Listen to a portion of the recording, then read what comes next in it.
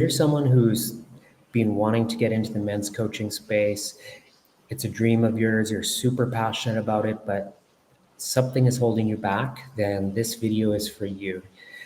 I'm going to break down how to start a men's coaching business into 5 different steps. The first thing is you need to fall in love with yourself. You need to recognize that your unique perspective is valuable and that you have life experiences that nobody else has, and therefore your unique insights are different than literally any other human being in the world. And that's valuable, and there are people out there that are going to resonate with you when you commit to this journey of being a men's coach. And think about your favorite characters in movies. They are not necessarily the most perfect characters. They're not necessarily the strongest or the most intelligent. There's something about them that you relate to, that resonates with you, that inspires you. And think about yourself like that. You are a character in this world. You have a personality, um, and learn to really love that character, even though you may not be the perfect, strongest, smartest, ideal human being. You are wonderful in your own way, and your future clients are going to recognize that, appreciate that, and want to work with you rather than someone else because of who you are as a unique individual. So really recognize that and fall in love with yourself. Then next we have commit to walking this path of being a men's coach. That's the first step. It's not easy, but it's simple. And so committing to walking the path means doing the work. It means learning the skills and knowledge. There's going to be some more things that you're going to have to learn along the way. There's a lot of different kind of skill sets involved in being a men's coach, from the actual coaching part to the marketing part to the whole picture. There's a lot of skills, but it's really fun, and really get into the process of passionately learning and acquiring the skills and knowledge that you need. And then another thing is there's going to be adversity on this journey, and commit to overcoming that when maybe things take a little bit longer than you would like, or things are a little bit more difficult, or you have setbacks. It's all part of the journey, and it makes it more worthwhile in the bigger picture or in the long run. So commit to walking the path. That's the second point I want to make. Next, learn how to get attention online. This is absolutely critical. And when you can master this skill, or maybe not even master it, but when you can become proficient in this skill, incredible opportunities open up for you. And it's such a big part of being a coach in this day and age, because everybody's online. And so when you can start getting attention online, it becomes pretty simple to sign clients up into your coaching offer. So it's essential that you learn how to get that attention through social media. Part of that is developing your messaging pillars. So you want to have your core message, the ideas that you share, rather than being all over the place talking about a million different things. You want to be consistent in how you're showing up online, so that you become known for certain ideas that you're consistently sharing. So you want to develop those. Also, you want to discover your style of making content. One of the cool things about social media is there's so many different ways we can express ourselves, from creating reels where we're talking to reels where we're maybe traveling and there's text over top of it, to just purely written posts. Like a Facebook post can really engage an audience. Long form content, podcasting, it's endless, really, the possibilities. And maybe you could feel a little overwhelmed by that, but rather than feeling like that, just embrace that because there are so many styles, you can find the style that works for you.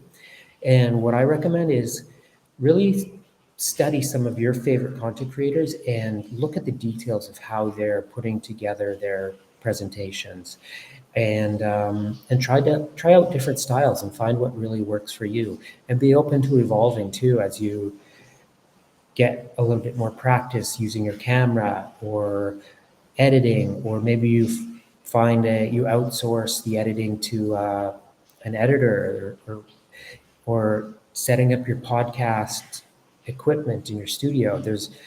Have fun with it, and it doesn't happen overnight, but allow it to grow and just get started, knowing that it takes time to really develop that skill set and discover your style. But just get started and get your reps in, and trust that you're going to get better and better and better with your your content. And keep showing up and commit to posting on a daily basis. I can't stress that enough. That's so powerful. If you can commit to posting on a daily basis, I promise you amazing things will happen as long as you just keep at it for a long enough time. Next up, we have develop your client enrollment abilities. This is absolutely critical to building a thriving coaching business. If you can become proficient at signing up clients, the rest is pretty easy as long as you commit to growing and learning what you need to learn.